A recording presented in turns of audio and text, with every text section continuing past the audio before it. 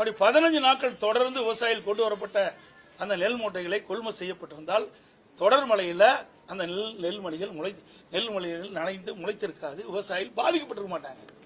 இந்த பாதிப்புக்குள்ளானது இந்த அரசாங்கம் கவனக்குறைவு, அலட்சியம். அதனால் விவசாயிகள் இன்றைக்கு கடுமையாக பாதிக்கப்பட்டிருக்காங்க. அதோட திராவிட முன்னேற்ற கழகம் ஆட்சி பொறுப்பேற்றது 4 ஆண்டு காலமாக இந்த குறுவை சாகுபடி செய்த விவசாயிகளுக்கு பயிர் காப்பீட்டு திட்டத்தில் இடம்பெற சரியில்லை. 2 வருஷத்துக்கு முன்பு வீரவசனம் பேசினார் திரு ஸ்டாலின். நேரம் மேட்டூருக்கு வந்து நானும் டெல்டாக்காரன் அப்படின்னு வீரவசனம் பேசி தண்ணீர் திறந்து விட்டார். ஆனா இறுதியில் நெல் விளைச்சலுக்கு வருகின்ற ஒரு 20 நாளைக்கு முன்பாக தண்ணீர் இல்லாம அந்த குறுவை சாகுபடி செய்த அந்த நெல் பயிர்கள்லாம் காய்ந்து கருகி பெரும் நஷ்டத்துக்குள்ளான விவசாயிகள். அப்பொழுது பயிர் காப்பீட்டு திட்டத்தில் இந்த குறுவை சாகுபடி செய்த விவசாயிகளை சேர்க்கப்படாத காலத்தில் மிகப்பெரிய இழப்பீடு விவசாயிகள் சந்திச்சாங்க.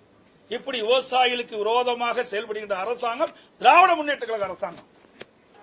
இப்ப கூட மத்திய அரசாங்கம் அந்த பாதிக்கப்பட்ட அந்த விவசாயிகள் அந்த மழையால் நனைந்த அந்த நெல்மணிகள் எல்லாம் ஈரப்பதத்தில் 27% இருக்குன்னு நாங்க கோரிக்கை வச்சோம். நான் நேரடியாக போனேன். ஆனா முதலமைச்சர் திரைப்படம் பார்க்க போயிட்டார், விவசாயிகளை பார்க்கல. விவசாயிகள் வெடிக்கிற கண்ணீரை தெரியல, படம் பார்க்க போனார்.